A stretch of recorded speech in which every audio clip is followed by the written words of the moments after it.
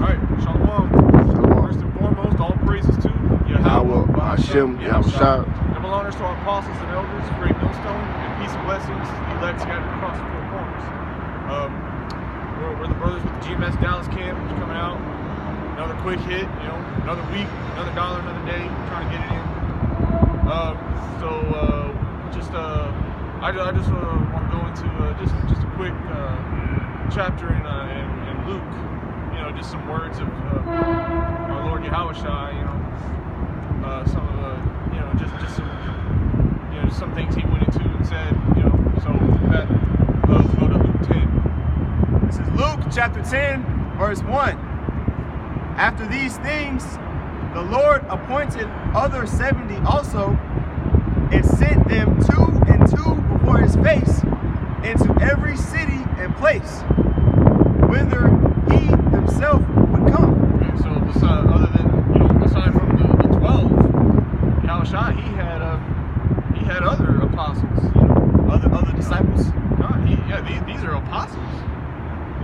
These are men sent out to teach the word. Verse 2. Therefore said he unto them, the harvest truly is great, but the laborers are few. Pray ye therefore the Lord of the harvest that he would send forth laborers into his harvest. So just like today, you had men out there doing the work. It says the harvest is great, but the laborers are few. So hey, the elect are out there, man. The men of the Lord are out there. They may not all be awake. They all might still be in the world even. Okay, but that's the job of the ones that are awake and coming to this truth to go out there and do the work. That's what Yahushua was telling his apostles. God. If you got anything. Continuing on, Luke chapter 10, verse 3. Go your ways. Behold, I send you forth as lambs among wolves. Yeah, many wolves out here. Lambs among wolves. God. How it is. Yeah, man. Verse 4. Carry neither purse, nor scrip, nor shoes, and salute no man by the way. And when he says carry neither purse nor scrip, he's basically saying don't carry a lot of money with you. He's saying don't read it again. Carry verse 4. Carry neither purse nor scrip nor shoes, and salute no man by the way. Yeah, he's basically saying don't deck yourself out to look basically look humble. So to speak. Well, to look, we're supposed to go out walking in faith, because at this time, when Yahushua, at that time when Yahushua made that decree to those men, that's really a leap of faith, because he's saying, I send you out forth as sheep amongst wolves, meaning that they are vulnerable and susceptible to the fact that anybody could kill them, to the cold, and anybody who didn't take them in, right? They can basically condemn themselves, because what does Scripture say? He that doeth he that doeth anything to the least of my sheep, roughly paraphrasing, doeth it unto me. Basically saying, look, if you're not taking one of my disciples in, if you're not taking one of my servants in, then you wouldn't accept me. That's why Yahushua sent other men before he went to the other cities. Right. And in this chapter we'll look at. God. Verse 5, it says, and into whatsoever house ye enter, first say, peace be to this house. Why? Because a man let them into that house. So that's basically he blessing that house for that person letting them in, right? Verse 6, and if the Son of peace be there, your peace shall rest upon it. If not, it shall turn to you again. Basically saying, look, if the person accepts you who is there and lets you into the house, then the peace that that the elect are going to receive is going to reach forth unto that person as well in their household. But if not, then that peace that the disciple had, that he brought with him, is going to leave with him, right? And they're not, basically during the time of destruction, they won't be saved. They won't have no cloak, no covering. Verse 7. And in the same house remain, eating and drinking such things as they give. For the laborer is worthy of his hire. Go not from house to house. Basically saying, look, when you get to the city, stay with that house that brought you in, do the work, teach of me, teach that it's time to repent, right? And then, you won't have to go from house to house to ask for food and this and that, because that house is going to sustain you, because my hand is going to be upon it. Speaking, the Lord's hand is going to be upon that house, looking over, everything that was there. All right. Verse 8. And into whatsoever city ye enter, and they receive you, eat such things as are set before you. Right. Eat the bread that they give you. Verse 9, and heal the sick that are therein, and say unto them, the kingdom of the Most High is come nigh unto you. All right? And we know spiritually it's really twofold, because the kingdom of heaven is within us. It's going to be brought back through us, beginning with Yahushua, and he's going to use his elect men, if we're those men, Lord willing, we're those men, that he's going to use us to bring back the kingdom. But on top of that, the fact that it's time to repent was the message was being preached, man. Keep reading. Verse 10. But into whatsoever city ye enter, and they receive you not, go your ways out into the streets of the same, and say, even the very dust of your city, which cleaveth on us, do we wipe off against you. Hey, don't waste your time with people who don't want to get right or don't want to hear it. It's a waste of time. Okay, the scriptures say not all Israel is going to make it or is going to get it. On this side. Right. You have certain men of Israel, man. The Lord put so many demons on them. They can't understand. They can't comprehend this word. When they hear the word, the reason it doesn't resonate. Matter of fact, could you get Hebrews 4 and 2? The reason why it doesn't resonate in their minds is because the Lord put demons on their minds to block them, to prevent them from getting the truth. Right? Get that? Yeah, man. Because and the reason he did that is because he doesn't want everybody of the nation of Israel to be saved from the coming destruction, man.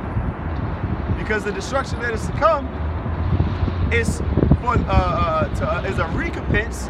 All right, it's a balancing out of their wickedness. They have to get punished for their deeds. All right. This is Hebrews 4 and 2. For unto us was the gospel preached, as well as unto thee. Right. No. I'm sorry. Could you read that again? Hebrews 4 verse 2. That's 21, right?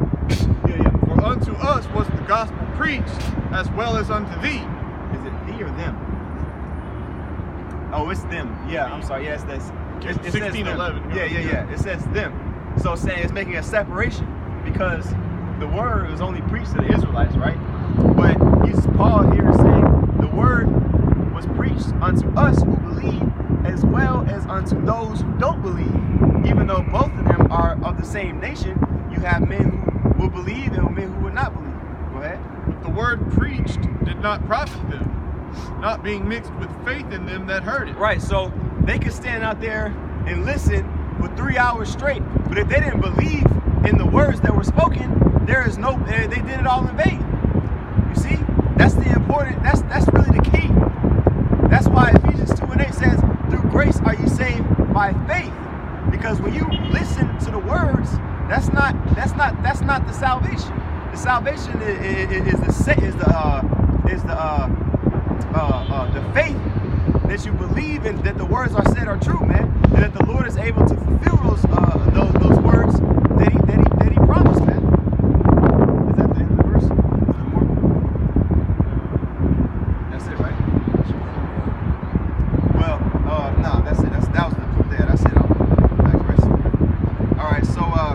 back to Luke 10 and 12.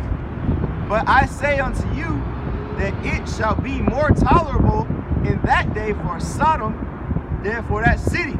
Hey, what happened to Sodom? We all know, everyone knows what happened to Sodom. Right. And Gomorrah. Right. Hey, and nobody was,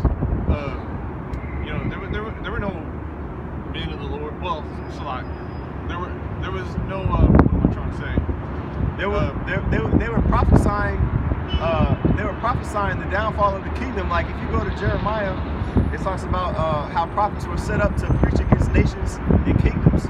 All right, but the difference between the God, really it's the same message, but the importance is the Lord Yahushua was telling his disciples, look, man, the kingdom is here.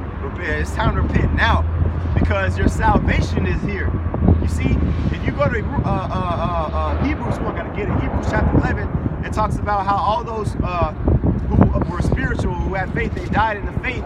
They died in hope for a greater promise. It all goes back to faith, right? Because they had prophets and stuff among them, right? But they were teaching of that one day where the kingdom would come, right? But now, at this time, I should say, Yahushua was actually on the earth.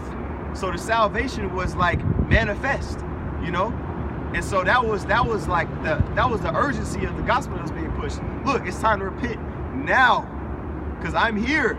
Your salvation is here, and that's what we're teaching now, man. More so now, because every day that passes, we get one step closer to Yahushua coming back, man. Because he came in the flesh the first time to fulfill the prophecies, and now he's going to come back to take his kingdom, man. If you got the precept, I was just saying, get it. If you got it, let me keep reading in verse 13, right? Luke chapter 10, verse 13. Woe unto thee, Chorazin!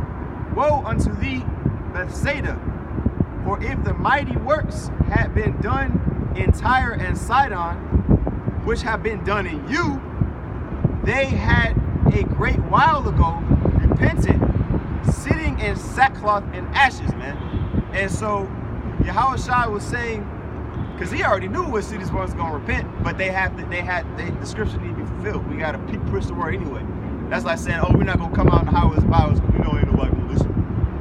We doing it because, well, we do what the scriptures say, I endure all things for the elect's sake, man.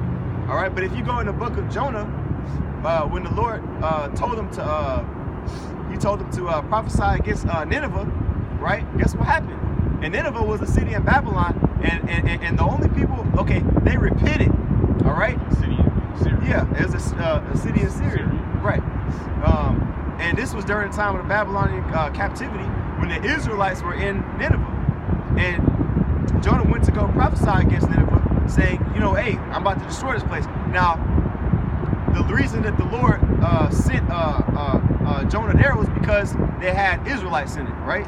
The Lord's not going to send a prophet to a heathen country, all right? A heathen, a city where ain't no Israelites in it. Case in point, which really don't exist, Right. Con. Case in point, you have Sodom, right? Sodom, the Lord had 2 angels just to get Lot and his household out. And that was it. Everybody else was destroyed. It's just the Lord sent 2 angels to get Lot and his household out. And so the Lord's gonna gather his elect, man, no matter whatever situation they're in. But he's saying, look, Chorazin and Bethsaida, y'all are gonna be destroyed because I did all these works, or I'm about to do all these works. The Lord's prophesying, Yahushua's prophesying. He's about to do all these works, and guess what? You still not gonna believe it. And if I did these works in Sodom and Gomorrah, they would have repented. Showing how faithless our nation is, man. Verse 14. But it shall be more tolerable for Tyre and Sidon at the judgment than for you. All right? And that's really